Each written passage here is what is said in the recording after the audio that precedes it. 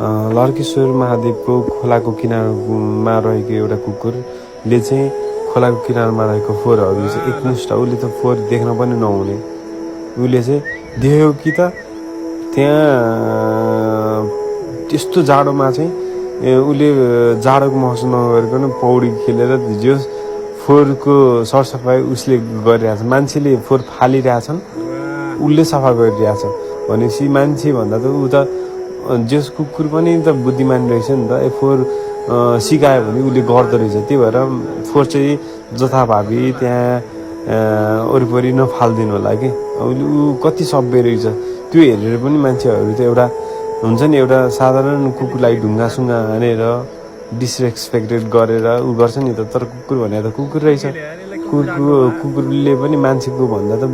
जस व्यवहारमा त उतार्यो नि त फोहोर गर्नु हुँदैन रहेछ भन्ने कुरो यसबाट पनि जनाउँछ